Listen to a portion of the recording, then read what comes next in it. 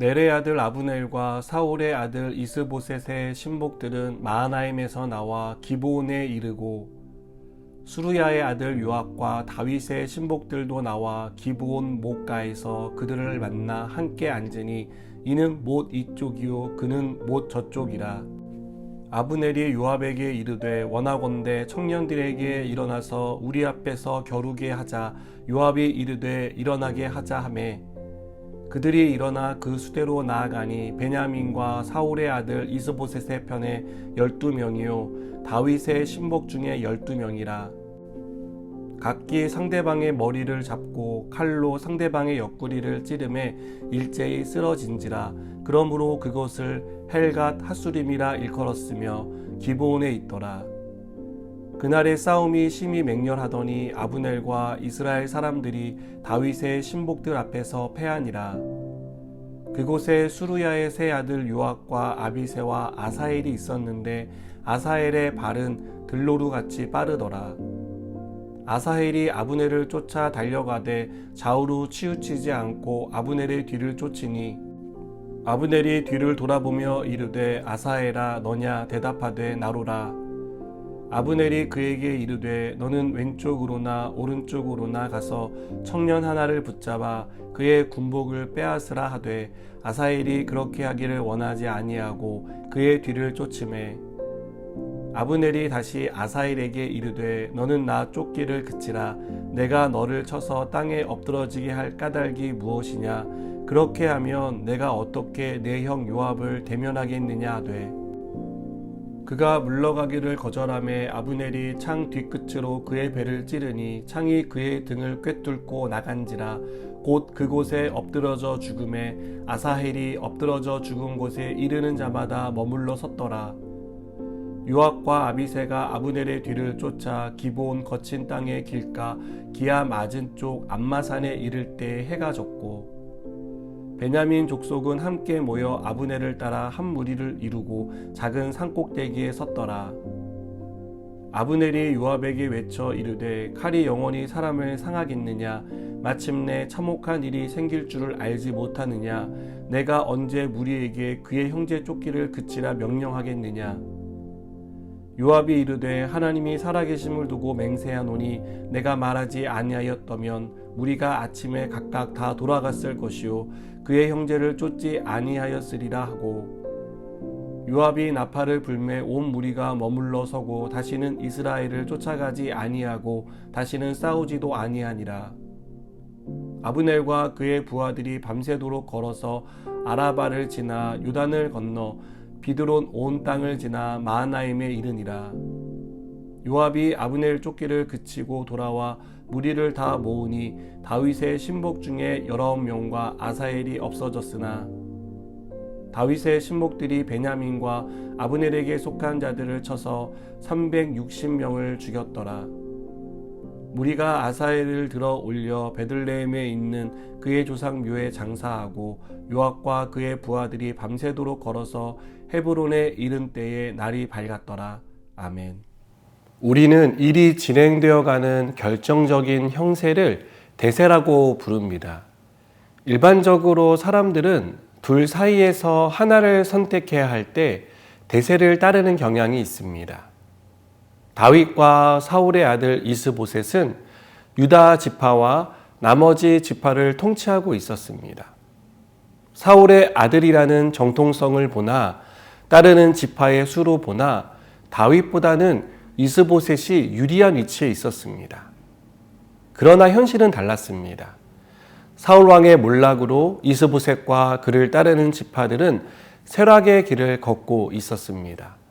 반면에 유다 지파에 의해 왕으로 세움받은 다윗은 승승장구하고 있었습니다. 다윗과 이스보셋 중 대세는 다윗에게 기울었습니다. 오늘 본문에 나오는 다윗의 신복 요압의 군대와 이스보셋의 신복 아브넬의 군대 간의 전쟁은 대세가 다윗에게 기울었다는 것을 분명하게 보여줍니다. 아브넬은 전략적 요충지인 기브온을 중심으로 요단 서편을 장악하려 했습니다. 요압 역시 기브온의 중요성을 알고 있었기 때문에 아브넬에게 뺏기지 않기 위해 군대를 이끌고 아브넬과 대치했습니다. 전쟁은 1대1 결투로 시작되어 매우 격렬하게 진행되었습니다. 전쟁의 결과에 대해 30절은 다윗의 신복 중에 20명이 죽었고 아브넬의 군사는 360명이 죽었다라고 기록합니다. 이렇게 치열한 전쟁의 결과는 다윗의 완승으로 끝났습니다. 어떻게 이런 결과가 나타날 수 있었을까요?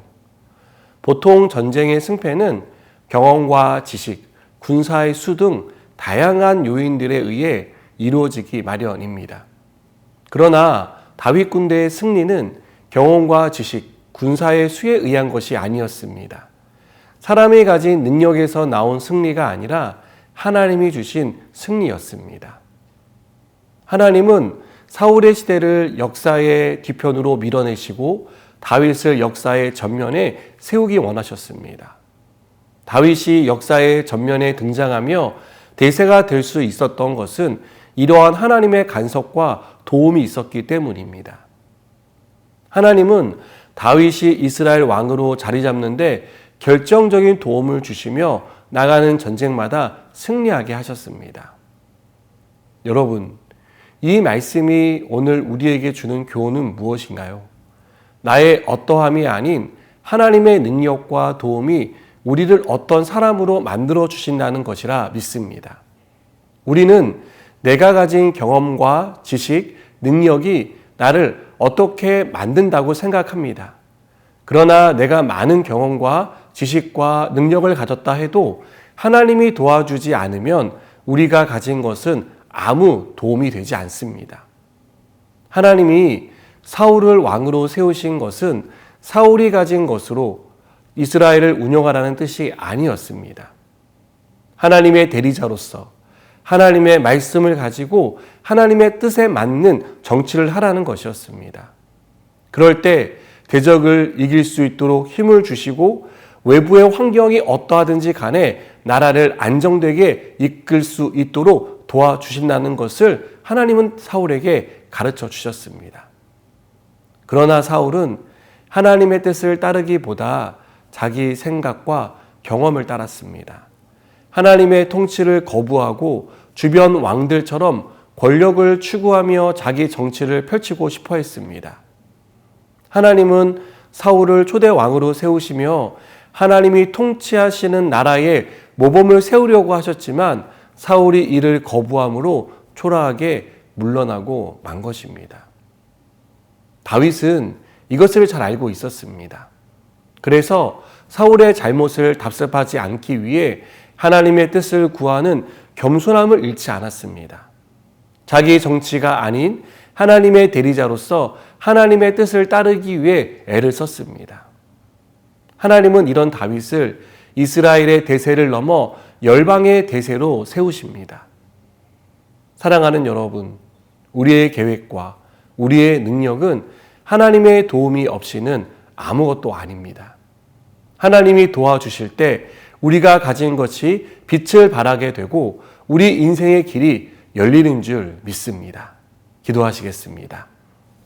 하나님, 우리 인생의 주인이 하나님이시고 우리의 모든 삶을 하나님이 도와주셔야 우리가 제대로 살아갈 수 있음을 믿습니다. 오늘도 도우시는 하나님의 은혜로 살아가게 하여 주시옵소서. 예수님의 이름으로 기도드립니다. 아멘.